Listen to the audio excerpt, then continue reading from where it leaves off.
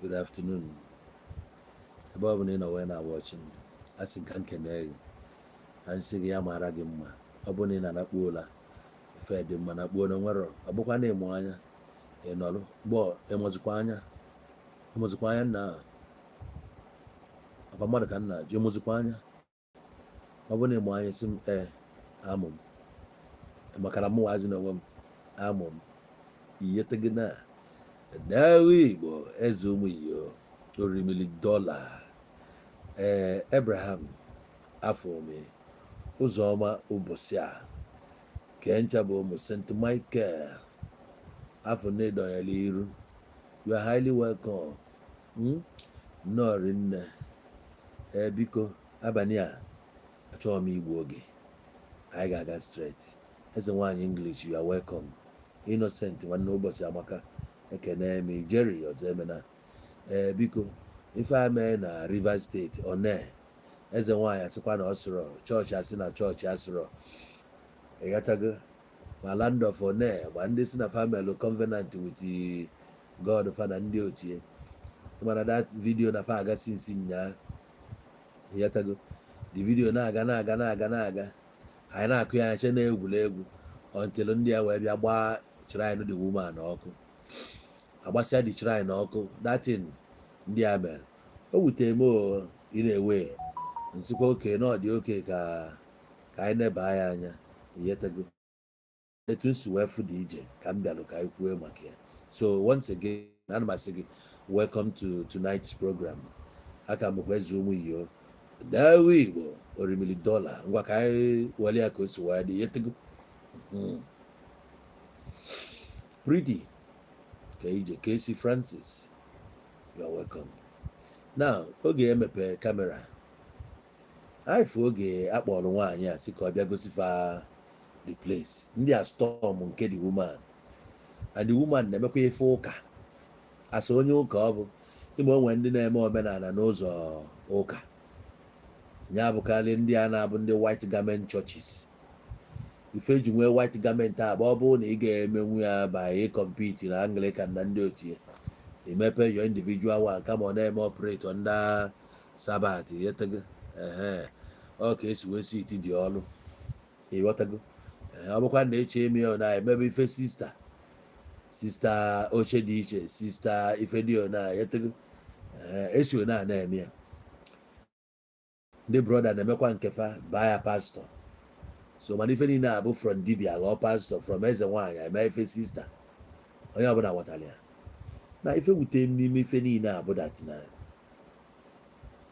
sista a bụ baịbụl ndị nke a bụ baịbụl elekwa na ihe emetezi n'afọ ji wee na-emegide onwefa since amụ m ka m chọpụtara na chọchis niile abụrụ ofu na wonder gịnị mere na chọchis na-abụrụ ofu starting from oge anyị na-etolite wee na-agụ egwu a abịa n'ụlọ ụka sị na ndị a ndị siemens ndị nke a ndị fada nwere ka esi ekwudite ịnwe anwa kwuo na ị na-eje cherubim ma ọ na ị na-eje sabat na onwe ka ị ga-esi wee na-ene gị anya amami na aghọta na-ajụ chọọchị niile eche m ofu ihe nwanne ọwụ ofu ihe ọwụ ha ofu ihe ndị a ife kwesịrị na-akpọ ndị a ọnọdụ ugo o nwere onye laike nwanne ya onye achọ ka eklozo nke onye a down.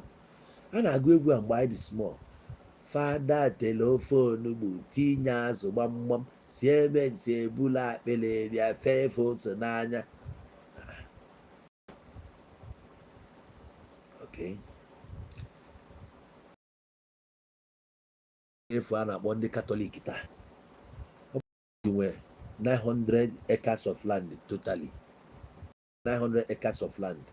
Nwanne m ga-agwa gị na katọlik ego zuwa 600 plots ego ya ego 600 acres ego ya ego ị na-adị ife nna gwa 600 acres dị n'Obayam wezi ya na 300 na ha meziri akwa ya on their own mana ifugokwa 600 basic ya basically ma ọ bụrụ peki basically they did not buy it. Anglican did not buy. Ife a niile was given to them freely by ndị omenala just convert ya ụfọdụ bụ ndị maka oge fa bịara izi a convert tabụ onye ọbụla mana a convince ndị mmadụ they donated freely welụ na anị nwana nwe ji eme jebe inside nje were ebe ahụ you understand omenala oke ezi ka onye a si wee bịa na wee na-eche nwaanyị a bịala ụka nọ na ọ nwezi shrine after all ilukwe na Roman Catholic ya afụkwa na ya abụ shrine St. Jude nke abụ shrine onye a enwesị shrine n'ime ebe a ife dị ebe iche bụ onye abụ ife na agwa ndị be anyị nọọ ndị dibịa mebisiri ọrụ ha efu ndị dibịa na den spoil am so ihe ọbụla na-eme dia way na fa nagidie ọ jọgburu onwe ya na chi na-efo ka nọ n'ofu ebe ha na-echenji ndị ọzọ na-echenji you don't want to change onye a bụ problem ndị dibịa nwe ha ji aka ndị Igbo na-eme ihe ha na-eme onye ọcha ga-agwọ ọgwụ gwọchati ya na ring yiri onwe ya ring ya na-agagharị nke nwee iji ime nke ewere rezọ dolisicha agha ahụ were ihe mamụ esuru esu wujuo ogu na-arụ si gị na o mere nke a mee nke a mana onye ọcha ya were ring nye gị iyiri ring na-ejiri onwe ogu simple ihe anyị niile very archaic kunye jee na shrine na egodu nwaanyị ya bịa na shrine ya ekuru mmiri gbanye n'udu nke adọba ekuru nke adọba wuru nke adọba bụrụ ihe niile ma isi okpokoro si na ekere ya ndị ọcha ọ bụrụ na etu ndị ọcha si debe ụka ka esi debe ya enwe ya na ibi anyị na-enwe okwu chọọchị bụ ebe edebere fe ụmụ ogbenye edebe anya fọ ndị ọgaranya eme a chọọchị etu esi eme ya taa eme a chọọchị nọ na chọọchị ka ị ga-esi gaa zọta onwe gị ihe edebere ya bụ ebe mmadụ nwere ike ịbịa jos nọ reflect ya agụgụ ọ ga-enye gị nri riri na chọọchị ada akwụ ụgwọ ebe irie nne naba ọ bụrụ na inwe nri n'ụlọ garị dị na chọọchị mara garị ma ya gị carry go ndị na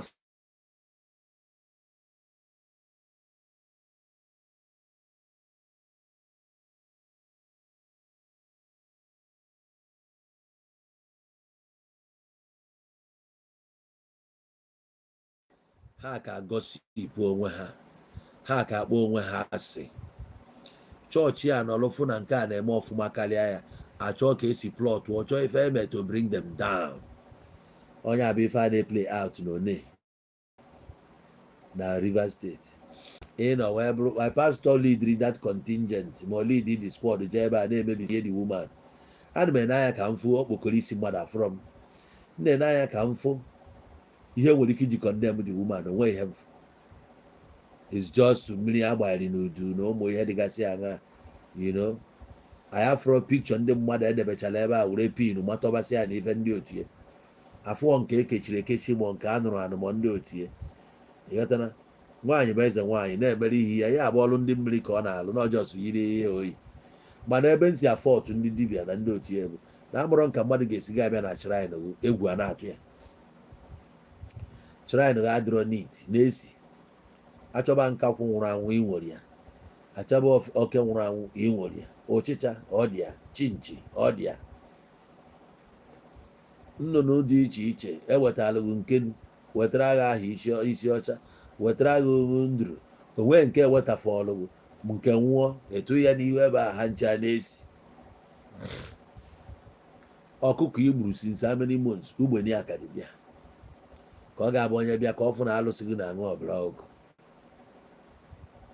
ma ọ bụrụ onye ọcha bịara mgbe ahụ emechi ya ọkụ ewepụ ya were mọpụ a na ebe ahụ dị ọcha mụọ kandụ tie insens ya ebi ọ na-esi ezigbo isi ọma ka anyị bụ ite isi ịya afụ akpụkpọ agụ eke nwe ọhịa ewere akpụkpọ eke debe ebe ahụ ịgbagokwa na onye ga-abịa ebe afụ eke a na-egwu ya tụ ya i were ya debe ebe ahụ buru okpokoro mbe debe chịkọrọ nke a wuo n'ime ya onye bịa kụọ ya kpakpakpakpakpa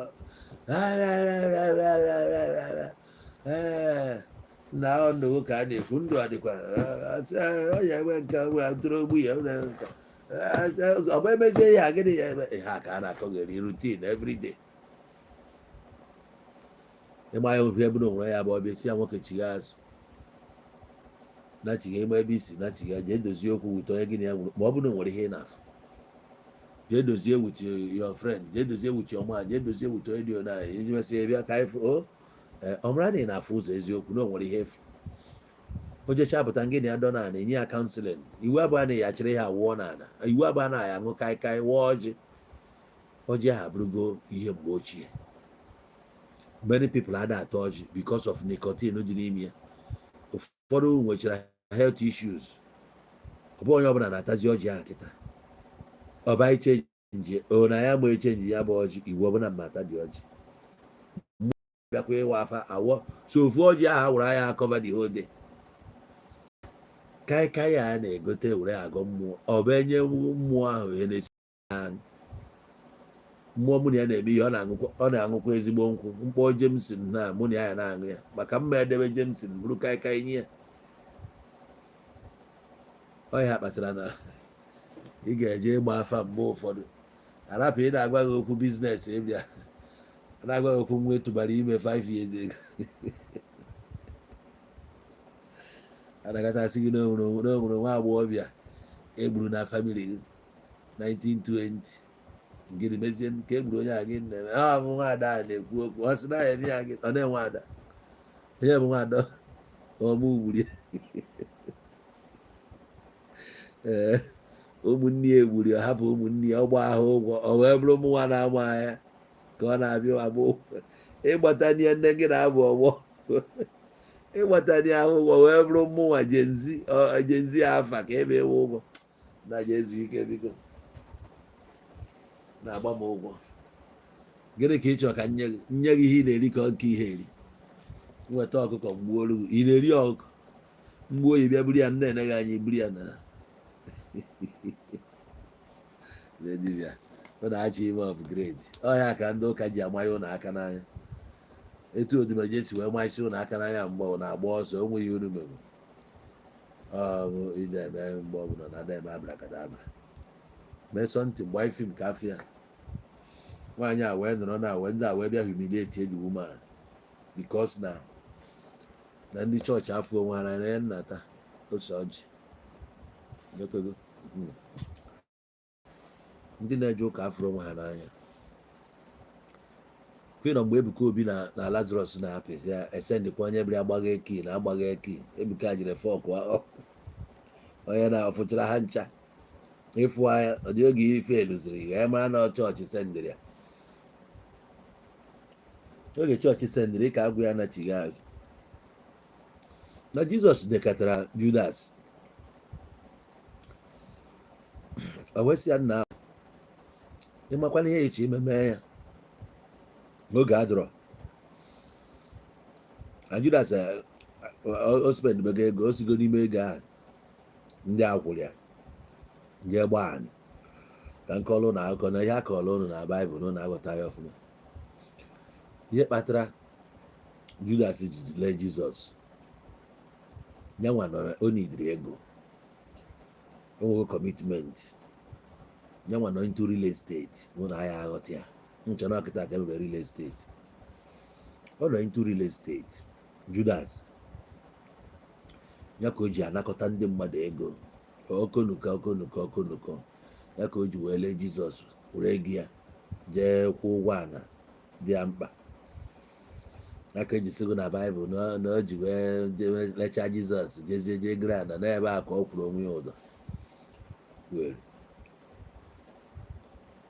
chọle ya mana Jizọs na onwe ya marago na sọntị nje ka ime o wee na-agwa onye ọ mara ihe ọchị ime ya mee na ọ bụrụ na ibe pastọ evangelist ịbụ prọfet o nwere ga-abụ na-abịa efughị ihe ọ na-abịa egwu ya n'idi ya mmadụ niile adọ na ya na-eme ihe have I seen you before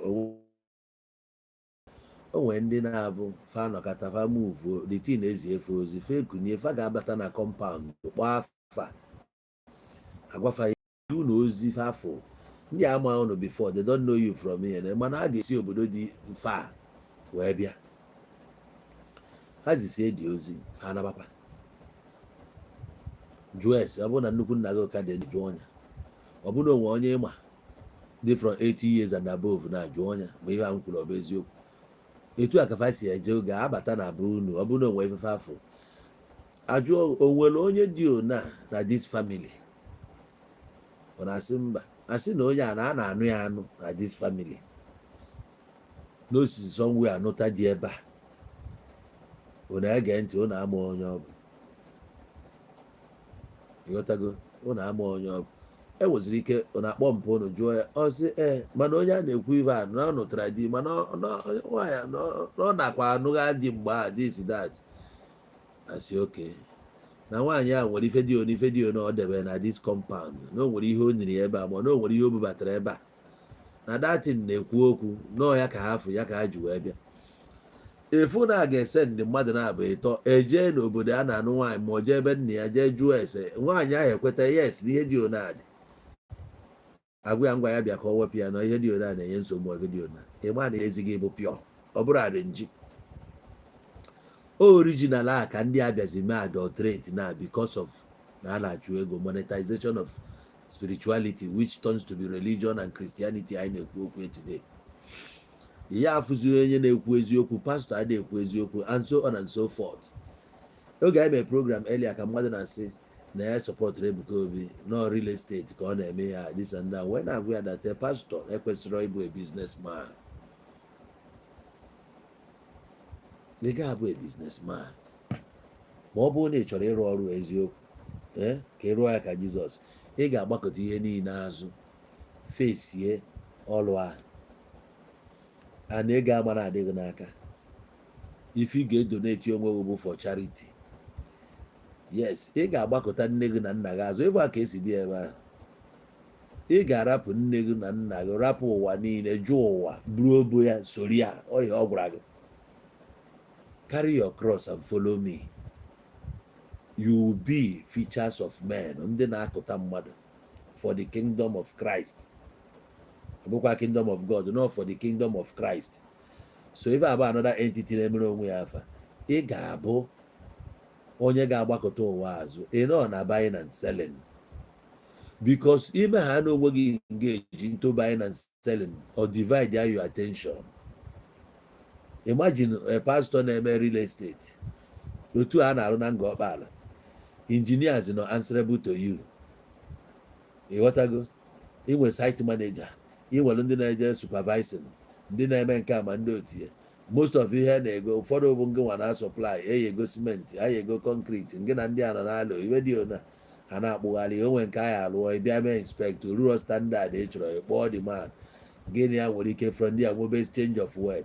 O nwere ike na respect gị na-ebu man of God, mana n'ime obi ya ọgbabi ihe ọ ya agwa gị agwa, ọ pụọ n'azụ ọ na-ekwu nke ọ na-ekwu, the thing na-aga. Ị ga-enwe divided attention. You cannot serve God and mammon. Ị ga-akwụ ofu ebe. Isi ịda n'ifesiri business ọ na-emebelụ nka. Thank you. Ada join the two together. You cannot join the two together. A businessman na-atụ asị ma ya bụ na o nwetara ihe. Yes, ọ ka esi kụziri anyị ya. Asị anyị na-atụ abụrụ na ọka ogbuo mmadụ. Ị na-atụ ya na ọka ogbuo mmadụ kama na o nwere ife ị na-achọ ka ị nwetagoro datin. You are not selling a fake product. Mana o nwere ike ọ bụrụ na ọ dị same product onye a na-ele ka ị na-ele, mana ị eje were one or two things na-adịrọ na nke a tinye na nke gị ka ọ dị ka ya asị. Of course, ị ma na the original otu anyị na Nigeria kịta, tọpụ anyị kịta. Normally e nwere ike nji igo tọpụ a ma ngotenwu tọpụ a n'aka the company nwe ya, mana China akwara ya kịta ọ dị cheap. As a Kristian mbụ, ekwesịrị m ị na-ele akwa nke akwa na China? Ekwesịghị anụ, mana mmadụ bịa kịta sigo na ya chọrọ ka mmagodo lebel akwa.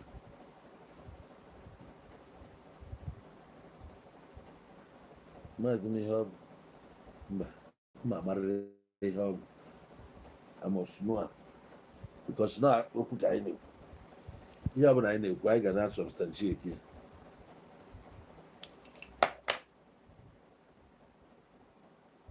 Pullman ọkwa pọchụ ka m fụrụ ebe ahụ. Lamborghini Lamborghini Lambo ị na-anya anya ị ya afụ the logo ifụrụ ya. So if na-anụ na-eji ego Lamborghini mmegote nwe price the company ya debia mango nwe mana njejegori ya na China kpọsị ya na-elekwa ya onto ajọ Lamborghini wepụta ya le ọ bụ eziokwu ka m na-ekwu ana m atụ asị na-egbu biznes mmadụ na-egbu brand mmadụ na-egbu brand mmadụ maka onye yi akwa ha eso yi akwa 2 years akwa apụọ mana the main one ị ga-eyi yigide ya yie ike agwụ etụsịrị ya azụ so anyị nọkwa n'ịgha kọmiti na-egbu brand ndị mmadụ afọ ndị mmadụ tara ata why ọ bụrụ na-ebu onye ụka ị kwesịrị build your own brand register ya ijezi ebe na ịkwa nke gị ka ama na nke a bụ your product so mgbe emeghị ya you a liar ị na-atụ asị and ị na-egbu biznes mmadụ ka ezi ka nke bụ pastọ ga-eji wee na-eme ya kedu ọnụ ị ga-eji wee preach datin n'ọta ị ga-preach nwukwe against adulterated products piracy ị ga-preach nwe against piracy because ị na-eme ya so you cannot preach it if you go that need go limited to truth you can't preach it. So many people, some pastors can never preach the curtain because ha no emebiri.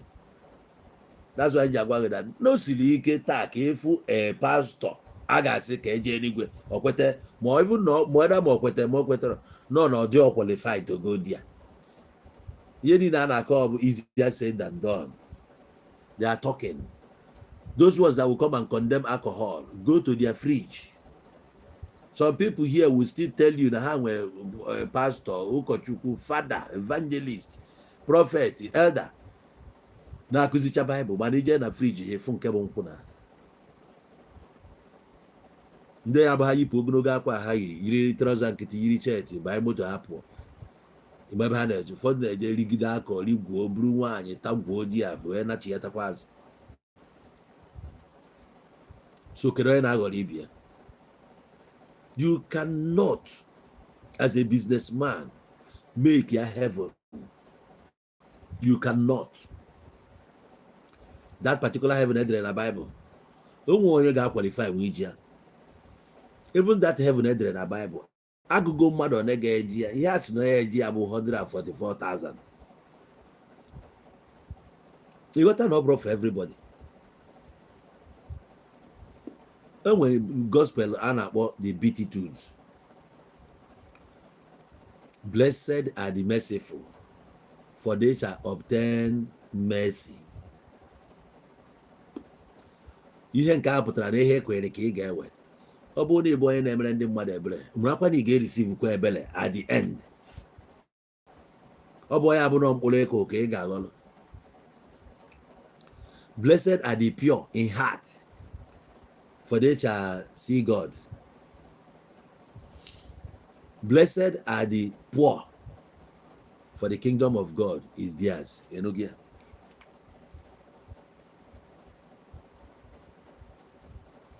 Blessed are the pure in the poor, and were the pure in heart. They get inherited the kingdom. When they say that for the kingdom of Noah, bunker. For they shall inherit the earth. Can I go to buy? And well, only as now inherit the earth.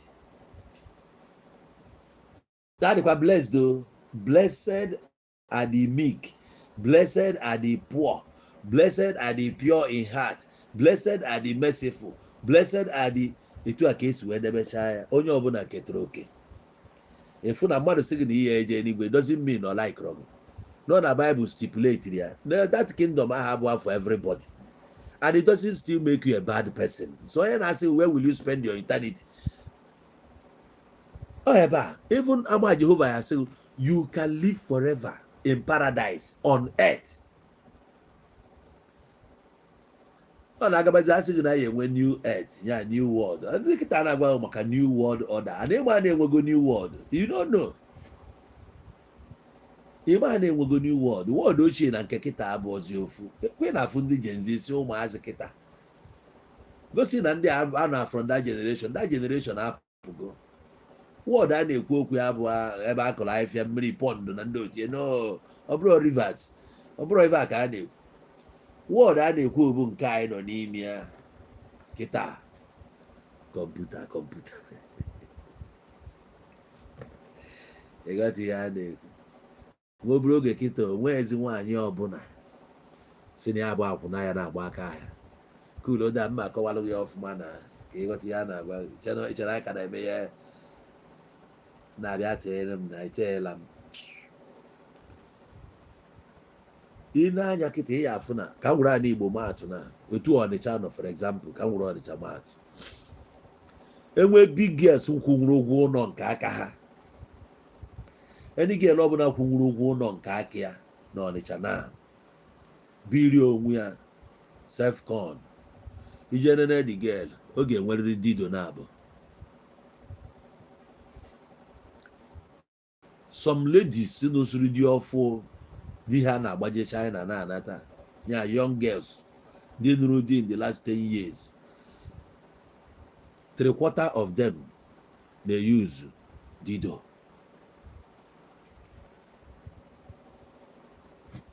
In the last days, women will be ihe a na-agụkwazi now. Etu a ka ndị China si wee na-alụkwazi nkwa alụọ na nke arụ pocket ikpu pocket toto pocket pussy. O nwere robot alụ ọfụ nya human size, etu adami na-adị ya ka ya akpọ ya mannequin na-eji akpọba akwa, etu a ka ọ na-adị igorie. Ị na-emetụ nke aka, ahụ ya dịka ahụ nwaanyị, ahụ ya dịka ahụ nwaanyị. Ọcha na-egi ya kịta, onye gori ọdebe ya na bie were ọtụgo ya ọkpọrọ wepụta dịte n'ala ya. Ihe na-eme ka mmadụ ị na-afụ ya n'iru akwụkwọ, ọsị ya wepụta ili ya, ọ wepụtara ili ya, ọcha oke isie ekisie. Ka ọ dị ma na robot nọ with us na-agagharịkwa ahụ, ya ama na ya na-aga bụrụ mmadụ. O nwere mgbe o eruela bịa ijide gị goro je debe ya n'ụlọ wee gbasazi gị na nwaanyị, ọ tụgo gị ịlacha ewepụta detin je sachapụ ebe e nywere ebe a, sachapụ ya werekwa ya faikwu ebe ahụ, ọ dịrị onwe ya like that. Ngeni ya nọrọ new world ka anọ kịta, ihe niile echenjibego. This world anọ kịta, many people na lose their jobs every day because na machines na take over.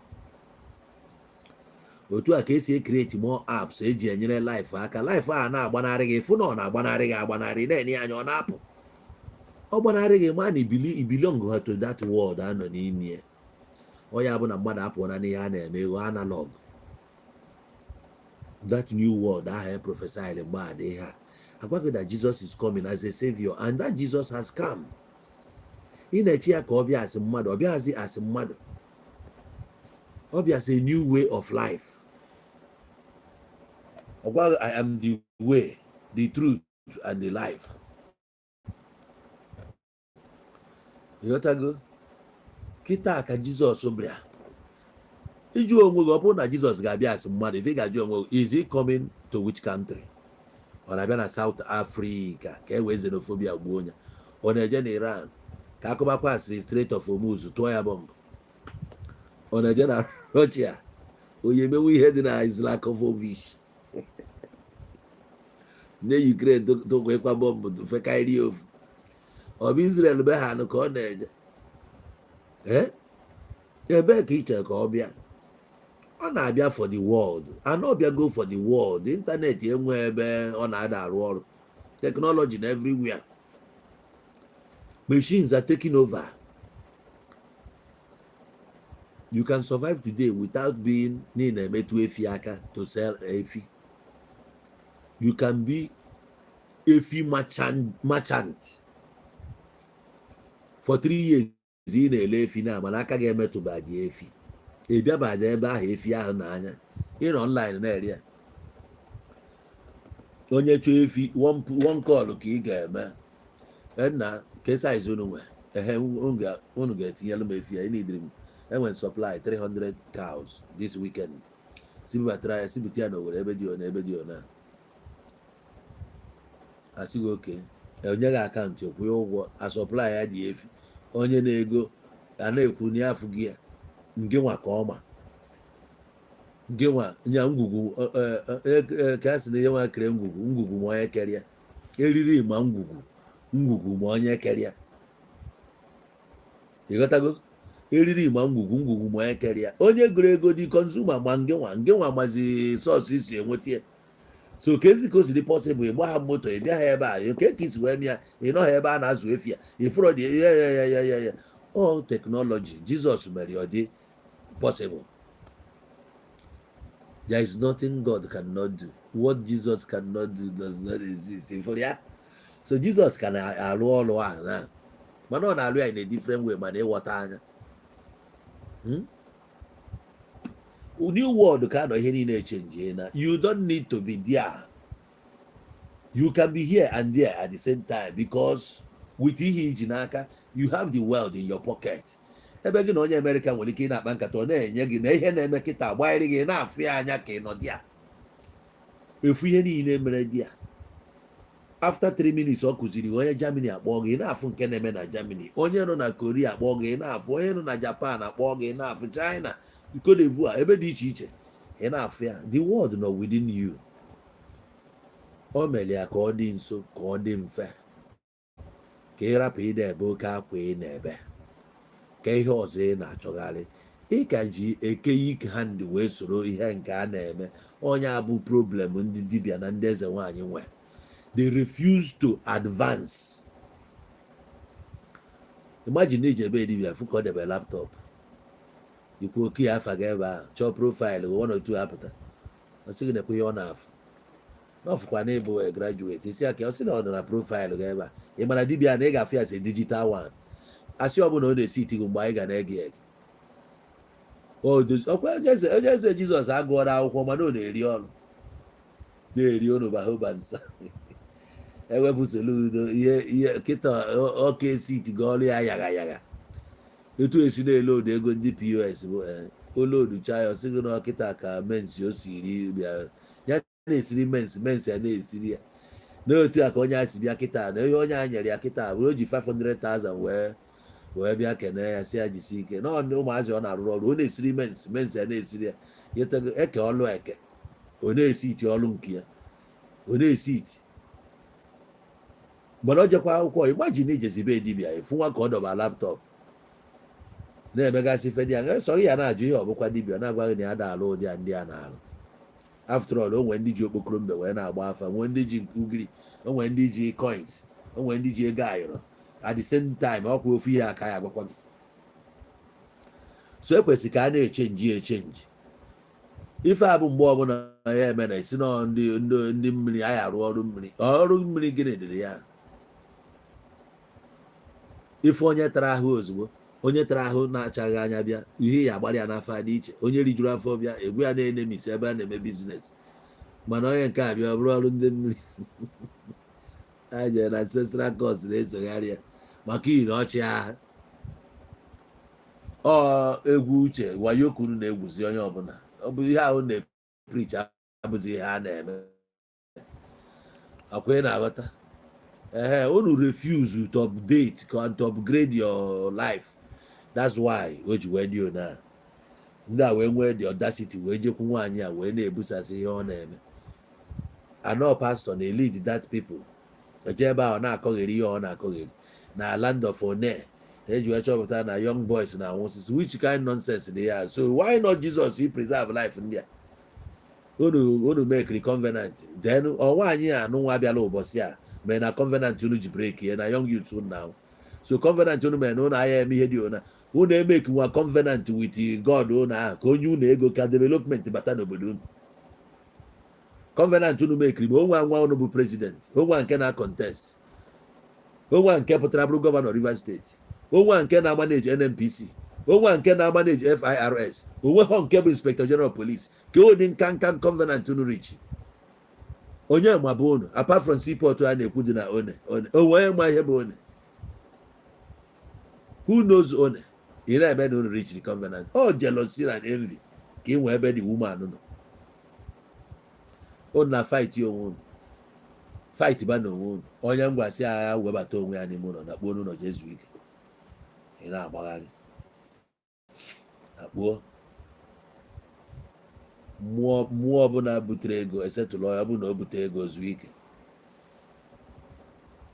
Nke ịkpara aka mmụọ ya amaghị ebe ọ nọ, nke ịkpa na aka si na-enye ya ewu, nke a na-ayeme nke a ma o nwe garanti na emesị ibe a niile na ihe ya agaba ke garanti a na-agbagharị na-eji ụmụ mmadụ n'ọrụ. Onwe a nke ị ga-eje ọsị gị nna na onwekwu ya ọfụrụ na ihe ọ ma na ihe ọ na-afụ bụ na chi dị mmadụ gị jebe na onwerọ. O si ike ifu dibịa ga-agwa gị ya ọ nke ije na wee kasabara gị gbaba afa kwube nke ma nke bụ eziokwu ma nke a bụrụ eziokwu. Eme enume a na ọkụkọ ya dị ya, eme enume a na ewu ya dị ya. Etu a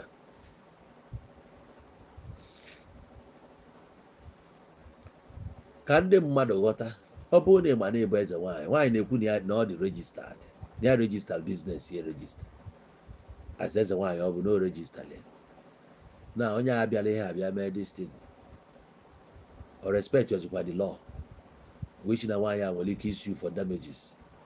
Ọ na-eme ya own religious practice ka isi eme nke ga-abụ ka onye si eme. Ị na-akpọ ya shrine nke gị ọ bụ gị chọọchị, ọ bụ gị chọọchị ọ shrine ka ọ eji wee sụọ ya oyibo shrine. N'ime chọọchị enwere ya altar a bụ na shrine enwere altar. Gịnị bụ altar, gịnị bụ shrine? Ị ga-enwe altar nke gị, ndị omenala abịa akụtusie ya ka ọ chọọchị bụ omenala ụzọ nọrọ. Mmadụ na-ebịago complain olugo si gị nekwa ihe na-eme ya n'ọnwa anyị a na ejire je jụọ ese asụ n'ọnwa anyị a. Aka nji si na ndị a they don't love themselves, ha bụ enemies of themselves. Onwe ya chọrọ ịfụ na ibi ya na-egro. Anya ukwu karị, anya ukwu dị n'ahụ ndị a too much. Onwe nke chọrọ ka ibi ya grow karịa anya. Ha na plantịrị ibe ya ihe, ọkwa ya fụgị ya in many cases. Ma nke gburu mmadụ na chọọchị mmadụ ka o wee bụrụ na ọnya plant ya dead body ka e wee convict onye. Onwe ha arụ a na-ada emefọ, ọ sịghị na iwe na-ewu ya na onye adaka ya na-progress. I progress on gain, on lies, I progress on fallacy. Ifụrụ na afọ jikọ wee na-akụnye n'obi ndị mmadụ na-akọghị. Today a Catholic na-afụ onwe ya na every other church enwe isi no Catholic bụ ejesi ọgwụ. That's why you will prevent the Catholics from intermarrying within the other denominations. As an Anglican, you cannot marry a Catholic, a staunch Catholic. So what is there? Is the body of Christ divided? Why are you fighting? So okwesidio one church. Ono chani ne kwesi unite under one umbrella. Today enwe nke akpọ ecumenism, enwe nke akpọrọ ndị emu CAN, Christian Association of Nigeria, enwe Pentecostal Fellowship of Nigeria, this that. Otu aka ha si gbasịa n'ibe iwe bịa na nke ndị Pentecostal a ha fuo onwe ha n'anya ha ncha niile. There is no love there. Ngwa since eji wee nabata this Christianity of a thing and Muslim of a thing ka eji wee nwee more problems, distrust, no love. Gone are the days when no one dares stays wherever be beyond 23rd, 24th of December. By 23rd, 24th, everybody is back home preparing for Christmas. Not minding whether Munana joker or joker, everybody must celebrate that Christmas. We are not celebrating because we know who Jesus was. We are celebrating because of celebration. I am onye bụ Jesus mgbe mana itu esi Maria kita abụ etu esi Maria mgbe mana anyị na-celebrate ya. Onye ọgọ mmụọ mgbe aka eke nwe ndị ọgọ mmụọ ije na befa a na-esikwe rice that day. Fanwa na-ada eje ụka because mụ nwazi na onwe m growing up ama many families na-ada eje ụka akpọrọ ndị ọgọ mmụọ mpafa ada eje ụka fa believe na omenala so much ọ bụrụ ndị ọbụla na-eje ụka. Then ife a na-agwa gị na-eme in the 50s, 60s, 70s. Ama so many people na-ada eje ụka, but all of us na-celebrate Christmas. Mpaghị ya egokwara gị akwa, golu gị akpa ụkwụ, as if na ọ gbasara ya mana ụmụazị ga-enwe obi aṅụrị a ga-eje mkpagharị Krismas. Not only that, ị ga-akpụ isi o, a na-akpụ isi Krismas iwu ka ọ bụ na nke abụọ nke mmadụ na-anwụrụ gị otu igo na ngadi ya were rezọ bọchapụ gị isi, a ga-enye gị ego ijezie na salon gbaa ka a na-eji klip a na-eme ona esi ona eme gị ya klip ebu na klip ahụ merụọ gị ahụ n'isi ewere ntutu nyachi elu gị ya na-eme ya ochi ya afụ na nke baba mgbe ahụ bụ okpuru ya na-abụ wiil, gotego wiil moto agba ya dịkwasị si ara atọ ọnụ gị atọ ọnụ ara atọ ọnụ back in those days. So it doesn't matter whether you're a Christian or a pagan, everybody let's celebrate here, and we walk into every home. No criticism, no propaganda. We move freely, meeting people, eating from their houses, celebrating. Today, how many Christians can do it? They don't trust each other. Neither do they love themselves. They have barred their children from participating. When you see rice, they don't go anywhere anymore. Nobody cares about Christmas anymore. Onabago, Christianity na na. So this last lap home for this donkey or this horse, also on yaga agba egwu ofuma wee naba. Gba efu na celebration enwezi wait. Oh, ejem na Catholic chọpụta na enwere shrines there. Ịghọtana? Ọkwa efu Catholic bishop na Rome ka o bu okpokoro isi na-agagharị. Ọ bụrụ na ọ dibịa bụ okpokoro isi ahụ na Nigeria, ihe makwa ihe a ga-agwa ya. Ka efu hypocrisy juru ndị be anyị na-arụ. Ndị ọcha bute editin na etu ha si practice ya bụrụ etu anyị nwasi ya practice ya. Enwere Church of Skull n'obodo oyibo. Sisi okpokoro isi ndị mmadụ ka ị ya afụsị ebe a, ebe ka okpokoro isi ya dị. Why na gọọmenti abịa eme ha arrest? Why na ndị mmadụ eji aje suo ya ọkụ? Ha ghọtara ụwa in a different way. Ihe ahụ anyị hapụrụ, ha nwa ga-enye ya anya, transform ya, use ya to their own benefit. Ọgwụ mmadụ ga-achọpụta ọ bụrụgo remedy. Why need they use nke to save life? Kama ihe use uri abụ ka igbuo mmadụ. Ọ bụ na ị nwere power ịgwọta ọgwụ ga-eme ka business mmadụ ghasaa. Ọgwụ ya eme ka family mmadụ ghasaa. Ọgwụ ga-eme ka business ghasaa. Why na ị ga-enwe ọgwụ ga-eme ka ihe a niile dịgide? Wishino ihe onye ọcha ga-eme. Mana ị ga-eme ya. Ndị practice ya before use ọgwụ ahụ to their advantage. You want to go? And I usually use ya wisely. Today, I use ya in reverse. Here I make it ask na family liberation. Na-ejire bottle ọgwụ mee nka. Some of those things say for ewepụ ya ụnụ akagharị nọ na family out today, ụnụ akagharị dị ndụ. Take it anywhere na mụnwa na-agwa gị. Some of ọgwụ ahụ eje na-abọpụtasị na some families now. Ewepụ ọgwụ ahụ mgbe a gwọrọ ọgwụ ahụ, onwe ofu mkpụrụ mmadụ ga-anọ na family gị today. Unu ga na-ata aja. Jee jụọ ese. Ọkwa ị na-anụ maka akwali ọmụmụ today. Ọkwa ị na-anụ maka akwali ọmụmụ. Ndị a use power ahụ mgbe ahụ. Cheti ya na-akpọ esoteric. How use all those tricks, powers, different they need achieve more than ML expect for you to live for this community, not today. If not, I came invade long ago. But today I better know what's here in our family, na scatter everything, na gazi zigzag.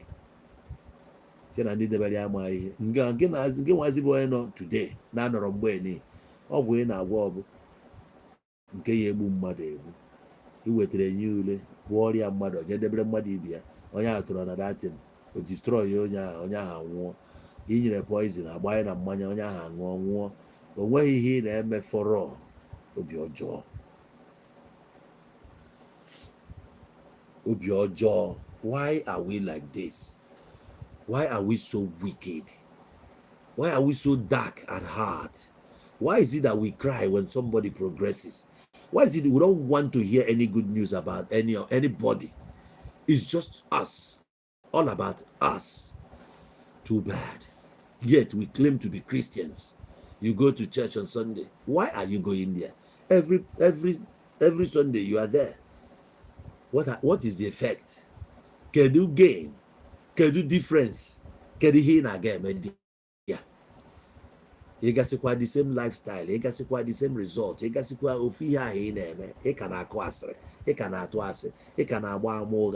you can sell your brother for a bottle of beer.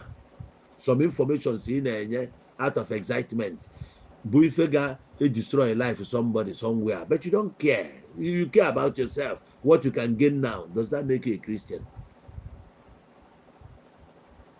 Most of you were a Christian. 99.9% of you that are guilty of what Jesus preached. Also, when you are bringing your thanksgiving, when you are bringing your arms to God in that temple, approaching the altar, and you remember that you are not in good terms with your brother, drop your gift, go home, make up with your brother. Once there is peace, return and offer your arms and offer your gift. And that's the only way God can accept it. How many of you are doing that today? How many? How many? If I can get check. Any true Christian. A Christian cannot sin. A sinner cannot be a Christian. Joel Pastor Lazarus Jesus, without blame, Chabi, or Yaka Joel head. And the line no a Christian Gabo, a just person, pure, simple person. That's why a businessman cannot be a Christian. I told you why. A Christian, a businessman can lie at any time. And any liar will have their place at the lake of fire, according to Bible. Or we say that Satan is the father of all liars. And all liars will have their place in the lake of fire. So how can you be a heavenly candidate when you know already that you have your place in the hellfire? Now, if you're a pastor and you are running a business like real estate, just like imagine when your tenant is unable to pay for 2-3 years. What then will you do? You kick the person and the children out. And when that person says, see, I don't have, and being who you are, you would like to be like, okay, fine. You continue considering, and that will kill your business. No business will survive under debt. When your tenants are not paying, your business will suffer.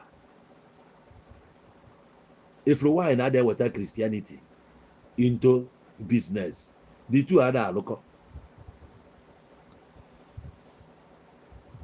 The two cannot work together, water and oil. Real estate. Landlord who went block of 10 flats. 6 ego. Ego 4 no. Manage your ego. If you 100,000, before you know it, you go fee him with Jega. Imagine every as well I have 5 million naira. When you go 1.3 million. Sigu ko olu okita na oya na ye water alert. You happy your group you went on akụkọ. Anakata agbari 200, anakata etu aka esi megide gị ga e ma ihe mere that money. E putakwa echi ka na eme. How do you survive? You see why a Christian cannot be a businessman. Do your business. After your business and you feel like you want to give to God, God you are giving is your fellow human being. Some people prefer going to motherless babies home. Some goes to the prison, to the hospital. We have so many places we can go and appreciate that God you are talking of. Go and show appreciation. If you know what is due for the man of God, go there and give to him. You are not giving him that you are giving to God. You are giving him for appreciation of his effort to keep the gospel running. That's all. not that you are giving it to God. Even Jesus himself was saying, he said, forget all these things you are doing. So he says, on the last day, you will be like, in your name, we cast out demons. In your name, we perform miracles. He will say, get behind me, you hypocrites. On that day, I will tell you that I was naked. You did not clothe me. I was hungry. You did not feed me. I was destitute. I was homeless. You couldn't give me a shelter. And you will turn around and ask, yo, when did we see you hungry and refuse to give you food? He says, look amongst you, there where you are. If you are able to feed one hungry person, that place where you are, you have fed me, is what he said. How many people are you feeding? You are running to church to go and donate 5 million so that people will praise you. Already you have received your reward because people have praised you. Instead of you to wait for that your God to praise and lift you and say, yes, I am proud of you, my son. So you have gone there and received your glory. So your reward is, you have received your reward already. That's why he says, even when you are fasting, do not let anybody knows you're fasting. Instead of wearing it to show people, he says, wear a cheerful face so that nobody will know that this is a secret. That's why he says, when your right hand is given, do not let your right hand know what the left is giving, or do not let the left know what the right is giving.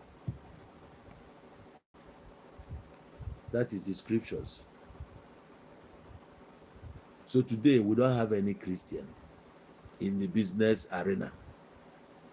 And any pastor that engages himself in merchandise, in selling and buying, into any kind of business, that person ceases automatically from being a heavenly candidate. You must sin. That money will make you sin. And no sin will go unpunished. Every sinner must go to hellfire. You see why I say that? They are not going there. They knows.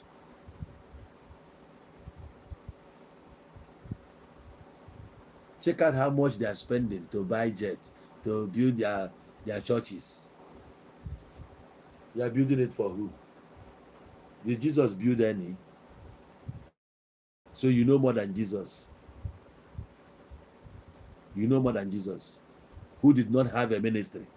He only moves and preach to you and move on. Why are you not doing it? You hypocrites. So you are now competing against each other. This one is against Odumeje. Odumeje is against this one. This one is against this one. This one is against this one. A kingdom divided against itself will surely crash. That's why Christendom, everything concerning it is now coming to an abrupt end. People are no longer trooping into churches like before. People are no longer fond of church like before. Everything is coming to an end. The truth is revealing itself. We are moving from the other dimension to a new dimension. Everything is changing with great speed because of the age we are living in now. In computer age is very, very fast. Everything is fast. You live today and die tomorrow. When does it take you? Yes.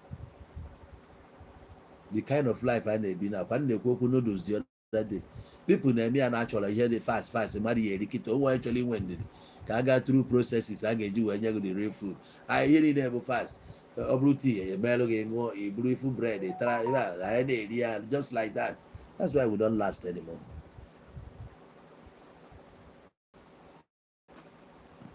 And nobody cares about that kingdom in the Koku again. Because people are not going the truth. We are the ones to make things happen here. We are the ones to cater for each other. And all we need is not religion. Rather, we need love. You love me, I love you. That's all. There is nothing greater than, even Jesus himself said it. All the laws and the prophets are all hanging on that love. He says the greatest commandment is love your God with all your heart and love yourself. Love your neighbor as you love yourself. Do unto people as you may wish they do to you. With the same cup you measure to others, you will be measured to it.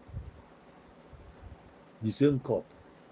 What you sow, you must reap. Whatever you sow here, you must reap. These are the realities. So when you are looking for a shortcut, miracle, hoping for a better end, remember, you have sown something. You cannot plant cassava and reap yam. It's not done. That's why he says, blessed are the merciful, for they shall obtain mercy. If I make a yeah. Look at P Square, for example. Peter came out, he was saying a lot of things concerning their music, their label, their agreement, the law, and whatever. Immediately, go to their channels, their pages, and all that. It kept growing because everybody wants to see you. Go there and see their work. You shall be remembered by your work. People begin to say, no, we still want the two of you back. You can chase Jude away, but the two of you, we still want you. We were enjoying your music. Let not this one say that he's this and that. That without the dance step, that music is nothing. That song is complete because of the dance. And you cannot be dancing to yourself. You are dancing to the rhythm of that song. So somebody compiled that, but you brought this your dance step, which made people fall in love and they are buying. So anytime you make it back again with your busy body, the next thing is that you are remembering the dance step. You cannot separate the two because Peter and Paul are the same. That's how it should be. You'll be remembered for what you are doing. Someone, anytime there's funeral, he comes to a funeral, he will only sit there with his newspaper. Go and get cup, serve these people Fanta, give this one, help us with the seat, do this, that. He doesn't participate.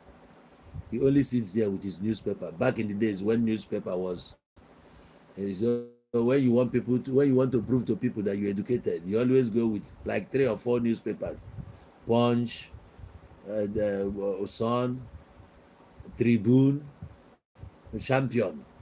You join it together. 20 naira, 5 of them 100 naira. Every day you are buying 100 naira. The same way we are spending on data now. So that person will come when others are busy helping out. He'll be there scrolling, flipping. Concord us again, Vanguard us again, Guardian us again, Daily Sketch us again, Sun, Champion. Already Obosinki, Obosatuarita. All the guys everybody bu newspaper n'aka. Onye biaba oburu newspaper.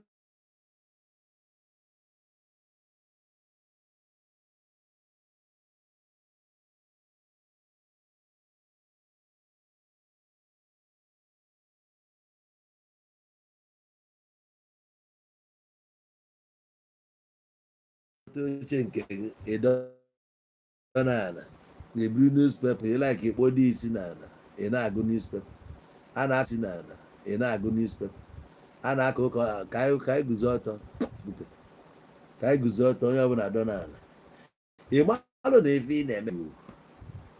People are watching you, so you'll be remembered by your work and people will judge you. So that thing you are thinking that when you die comes the judgment. Don't worry, that day you die, people will start judging you there. Before God will judge you, we must have judged you here. We humans will judge you. We are the saints that will judge you. All the things you are doing. If we cannot come out to proclaim it, we show it by our action, just like people who came to funeral with all their newspapers. Just like people who came to funeral with all their newspapers. Because each time this guy attends somebody's funeral, he comes with newspaper. He doesn't participate in anything. Coming as a friend, you are expected to at least contribute something in that funeral for your friend. That's why we are friends. But you are not doing it, always reading paper. That day everybody came and read paper for you. That's how it is, reality. Onye na-ebe oje na nke mmadụ akwamozu ọ na-akwatusi ihe ọbụla, catch crops, valuable things. Ụbọchị nke ya kwa ị na-afụkwa ka ọ na-adị, a na-abịasị adị ya na onweghị ofu osisi ya kwụ ọtọ ebe a ga-akwatu ya were mma gbuo ndị ogbugbu une niile dị ebe a, kwatusie fancha niile, mebisie everything. Ndị a na-awụ ha ink, mebisie everything ka a gbanyere ya fim n'ọhịa ọ na-eme ma ọ jee na be ndị mmadụ. So iko onye ji ama ka eji amali ya. Anọ ife chọọchị kwesịrị ị na-eprich. Enwe ihe dị ka emesịa emelụ gị ebele, enwe mgbaghalụ dị dị ya. Justice is justice. Ọ na-adị swift. For the fact that we don't like ka akwụ anyị ụgwọ dịka ọlụ anyị si dị, anyị na-achọ soft landing, easy way out, ya ka iji wee na-eprich na God we pardon them. Ị bịa that day na-eme ka Chineke melụ mkpụrụ obi gị ebele ka ọ nabata gị. Do you need to tell God whom to accept his kingdom? This guy who is lying down here doesn't know anything anymore. It's between him and his maker. So this intercessor, your intercession is nonsense. You don't need it. At intercessing for who? Somebody who has gone to the beyond. You go there and face your warrant. But what we know is that when you die, we will discuss you and we will judge you.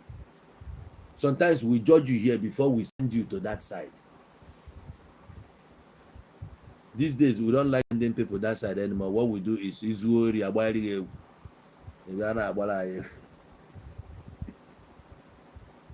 Agba irugu n'ọkụ onye ọbụla afụgo nwa na-elu ọnụ ọjọbọ n'ebe onye kam. So now this lady achọ ka emebọ afrom anything wrong n'ife nwaanyị na-eme. Eche m onwe substances dị agha ga-afụ ebe a. Ọ bụrụ na m fụ pictures ndị mmadụ maka onwego dibịa nje ruo na nke dị dibịa. Anyị nọ na nna m wee were anya ma o wee gosi m mgbe aka yahoo a na-alụ yahoo wee gosigasị m pictures ndị ọcha dịsi ebe ahụ. Pictures ndị ọcha etinye pin na the picture agbatobi ofu ebe otu a oge a na-alụ ụmụazị yahoo ọrụ. Nne na a na-eme anya ka mfụ ma ọ ka mfụkwa n'ebe edesịrị afa ndị mmadụ were owu kechie nya debe. I didn't see such. So ndị ọbụla nwere capacity a practice nkefa, and we should learn to respect people's whatever.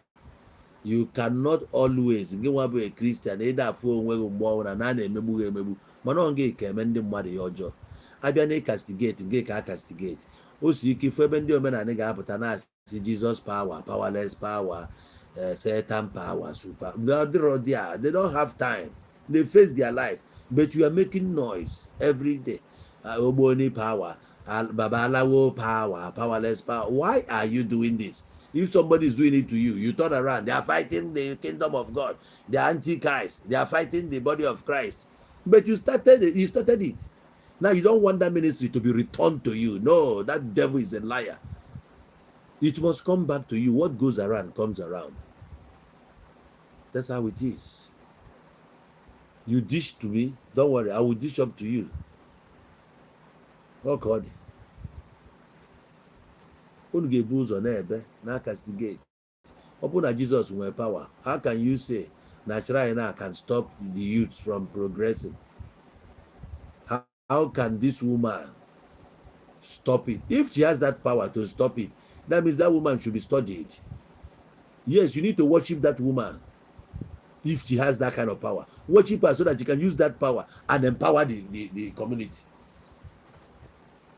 He that has a power to stop people from progressing can still have power to make people over progress. So you need to bring that person close and study that power. Probably register it as a course in one of the universities so that people can come and learn. Yes, who can come and learn. She will teach us how to stop people from progressing. We will know it. When you see some things, you don't chase them. You don't destroy that thing. Learn it. Learn it. Study it clearly. The white people will go inside the bush when we don't even know why. We see them, they call themselves tourists, traveling from one country to the other. With what? Just cameras. Collect everything, go back to their studios, start editing, collect all those informations that they need. They will now analyze it. They will sell it on YouTube. We will buy. They will be making their money. Which bush? Our own bush. Which animals? Our brothers in the bush.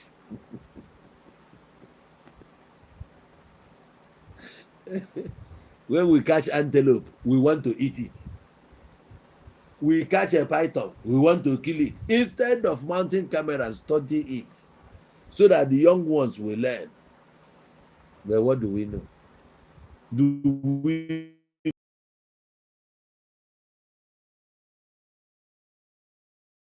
a tree that has lasted 200 years and cut it down, saying that all the weeds in the community is on this tree because of that blessing? Like, really? How many of your families, how many of your family members are doing or even qualified, are educated, are in some companies working? When you look around, you see that the women in this family, they are only petty traders. Some are selling pawpaw, some are selling groundnut, some are selling tomatoes. Where are the men? This one is driving Okada. This one is there in OP worker with stick looking for whom to kill. You are telling us is this tree? Eh? The white men will come and record that tree and tell you that this tree is 200 years old today. Everybody wants to see that tree. You'll be paying to come and see. You see why they are more advanced, why they are better than us.